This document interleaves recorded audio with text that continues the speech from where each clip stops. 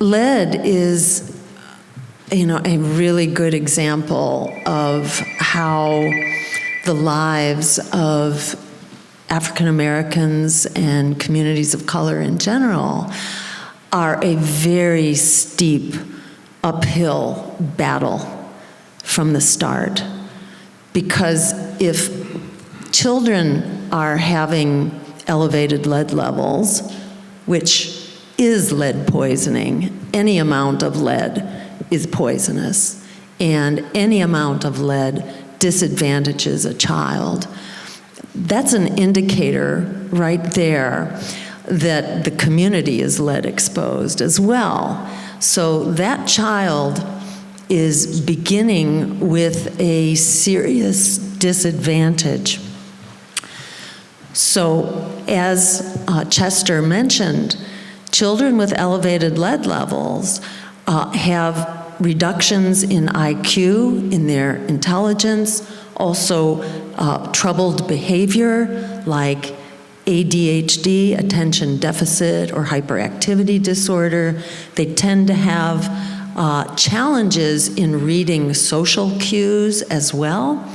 This is really outrageous and inexcusable that this disadvantage is imposed on communities of color. Wisconsin, the state, is the highest in the nation. The rates of elevated lead are actually, it's like 6.5% roughly of children in the state of Wisconsin. But it's not evenly distributed. And what I just heard from Ms. Lockwood, who has done a fair amount of research on it, see, these numbers are also hard to find. They're hard to find because the perpetrators don't want to be held accountable. And our elected officials should be held accountable for the exposure of these children and the failure to clean up this problem.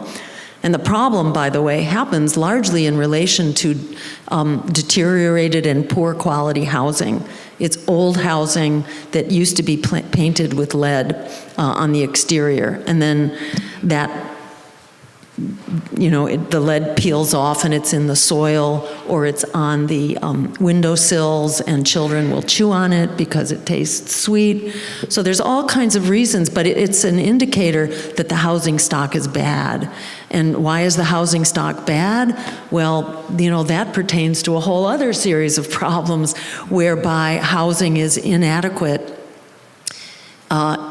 especially in communities of color, because those communities couldn't get loans. They didn't have access to federal housing programs and subsidized mortgages.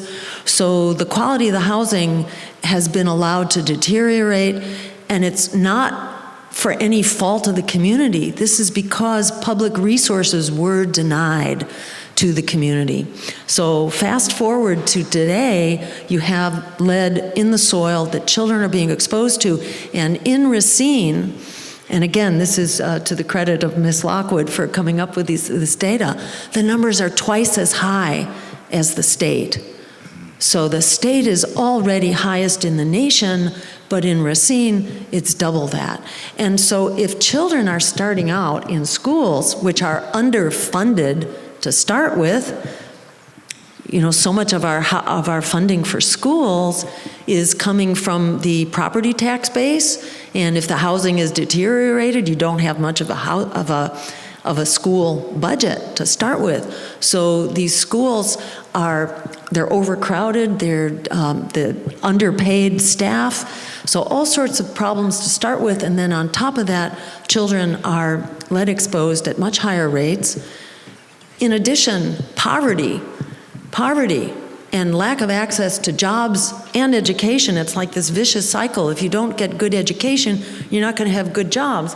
And if you don't have good jobs, you're not going to have access to good education. So it's a very serious, vicious cycle.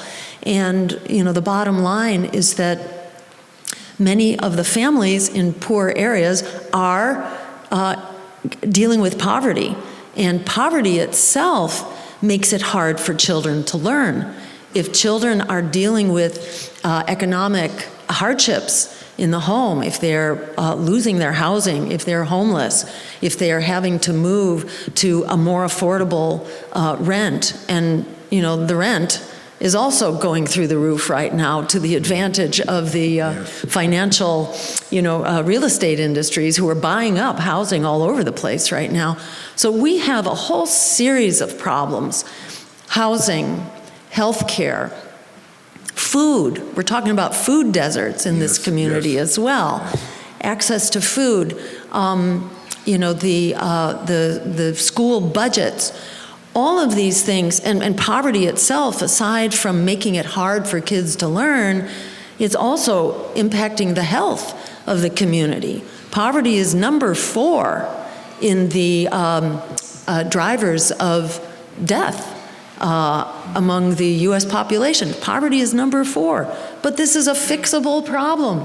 All of these are fixable problems, yet at the same time, our elected officials are spending half of our congressional budget on the endless war machine.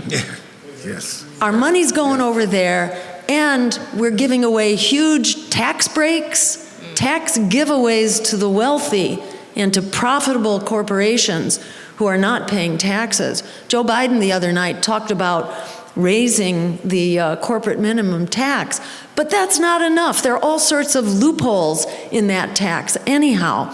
Corporations used to contribute 6% of GDP to the tax base. Now it's 1%.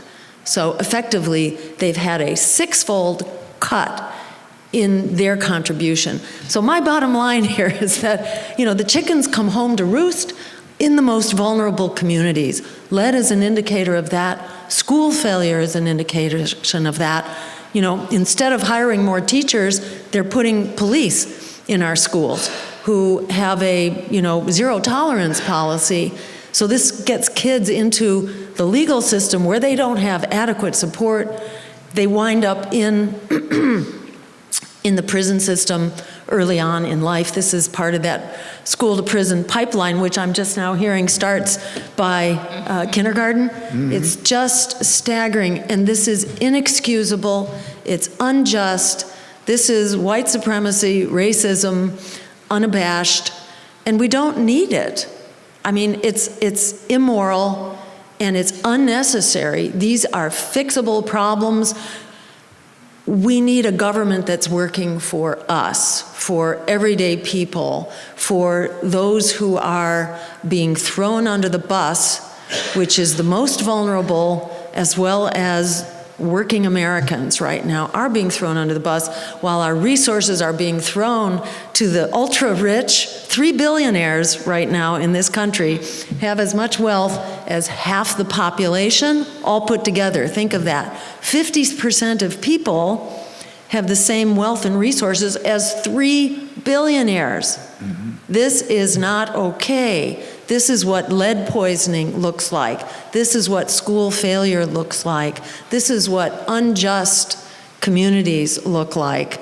And this is what a government looks like that's bought and paid for by the economic elites. And, this has to be challenged and fixed. And it is fixable, and it's important for us to know, as Frederick Douglass said, that power concedes nothing without a demand. It never has and it never will. That's why we need the Green Party. Yes. That's why we need Chester Todd. That's why we need all of us here to stand up and demand what the promise of democracy offers us, which is a government of, by, and for the people. And the last thing I'm going to say is what Alice Walker, the amazing poet and novelist, said, which is that the biggest way people give up power is by not knowing we have it to start with. We have it, and there's all sorts of evidence of that, even though we are told 24/7 that we're powerless, we should just go home and be quiet and give up.